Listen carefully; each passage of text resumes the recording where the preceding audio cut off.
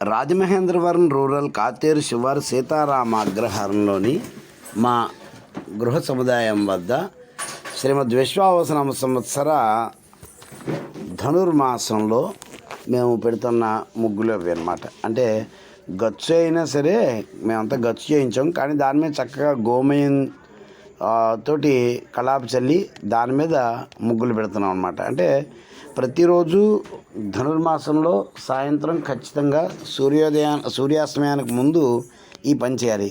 దురదృష్టవశాత్తు ఈ కాలం ఆడపిల్లలందరినీ చదువులు అనేవి నేర్పుతున్నారు తప్ప సంస్కారం అనేది నేర్పడం అనేది పూర్తిగా మానేశారు. ప్రతి తల్లిదండ్రులు అలాగే తయారయ్యారు. హిందువుల తల్లిదండ్రులు ముఖ్యంగా ఆడపిల్లల్ని ఈ సంధ్యాకాలంలో, ధనుర్మాసంలో సంధ్యాకాలంలో ఈ కళాపు చల్లి ముగ్గు పెట్టడం, ఇలాంటి గొబ్బెమ్మలు పెట్టడం, ఇలాంటి అలవాట్లే పూర్తిగా మానేశారు.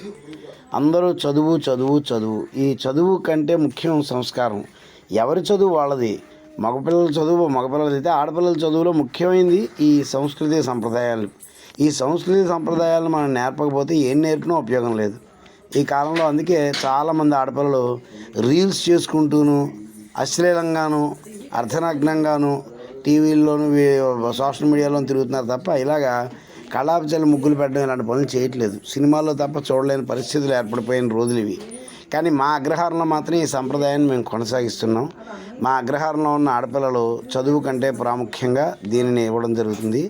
ధనుర్మాసంలో ఖచ్చితంగా ఎప్పుడైతే ధనుస్సులోకి రవి ప్రవేశిస్తాడో అక్కడి నుంచి ప్రతిరోజు సాయంత్రం సూర్యాస్తమయానికి ముందే చక్కగా గోమయంతో కళాపు చల్లి అక్కడ చక్కగా ముగ్గులు పెట్టి, అలాగే గోమయపు ముఠాలను అంటే ఉండలను చేసి గొబ్బెమ్మలుగా పెట్టి వాటికి పువ్వుల్ని వాటిని పెట్టి ఇటువంటి పని చేస్తాం. ప్రతిరోజు కూడా మా దగ్గర అందుబాటులో ఉన్న ప్రాంతం అంతా కూడా శుభ్రంగా కళాపుతోటి అంటే పేడ నీటితో గోమయంతో ఆవు పేడతో మాత్రమే కళాపు చల్లి చక్కగా ముగ్గులు పెట్టి అందరూ చిన్నపిల్లల దగ్గర నుంచి పెద్దవాళ్ళ దాకా అందరూ కూడా ఈ పని చేయడం చేస్తారు. ముఖ్యంగా ఆడపిల్లలు, మగపిల్లలు కూడా చేస్తారు. నిజానికి ఈ ధనుర్మాసం శ్రీ మహావిష్ణువుకి అత్యంత ప్రీతిపాత్రమైంది. ఈ ధనుర్మాసంలో సాయంకాలం గోమయే వసతే లక్ష్మి అన్నారు. లక్ష్మీదేవి స్వరూపమైన ఈ గోమయంతో కళాపు చల్లి అక్కడ ముగ్గులు పెట్టినట్లయితే సంధ్యాకాలంలో సంచరించే దేవతలు మన ఇంట్లోకి ప్రవేశించి మనకి అన్ని శుభాలని చేకూరుస్తారు అనేది మన విశ్వాసం. దీంట్లో చాలా సైంటిఫిక్ రీజన్స్ కూడా ఉన్నాయి. ఎంతో ఆయురారోగ్య ఐశ్వర్యాలు వర్ధిల్లడానికి, అపమృత్యువులు నశించడానికి, రోగాలు పోవడానికి, వీటన్నిటికీ కూడా ఇవి ఉపయోగపడతాయి. కానీ ముఖ్యంగా మనం ఎంతో గర్వంగా చెప్పుకోవాల్సింది మన సంస్కృతి సంప్రదాయాలు ఇవి. మన సంస్కృతి సంప్రదాయాలు ఇవ్వకపోతే ఆడపిల్లలకి ఏమి ఇచ్చినా ఉపయోగం లేదు. ఏమీ లేని క్రైస్తవులతోటి ముస్లింలతోటి మనం పోటీ పడుతున్నాం. మన దగ్గర ఉన్న సంస్కృతి సంప్రదాయాలు మనం కాపాడుకోవట్లేదు. అలాగే ఈ ధనుర్మాసం ప్రారంభం అవగానే ఇదిగో గోమయంతో ఇలాగా భోగి పిడకలు అని చెప్పేసి వేస్తారనమాట. భోగి పిడకలు గోమయంతో ఇలా పిడకలు వేసి వాటికి రంధ్రాలు కొట్టి వీటన్నిటినీ కూడా భోగి మంటలో వేస్తారనమాట. అలాగే సంధ్యాకాలంలో గోమయపు ప్రమిదల్లో దీపోత్సవాలు చేస్తాం. ప్రతిరోజు గోమయపు ప్రమిదల్లో చక్కగా మా దేవాలయాల దగ్గర దీపోత్సవం చేస్తాం. మా అగ్రహారంలో కళ్యాణ కార్తికేయ సంతాన సుబ్రహ్మణ్యేశ్వర సహిత శ్రీమద్ అభీష్టగణపతి పంచాయతన దేవాలయం ఉంది. అలాగే పంచాశ్య పావని పంచముఖాంజనేయ స్వామి, అలాగే అభయాంజనేయ స్వామి, శ్రీకృష్ణ పరమాత్మ, ఇలా వేణుగోపాలుడు, ఇలా అన్నీ ఉన్నాయి.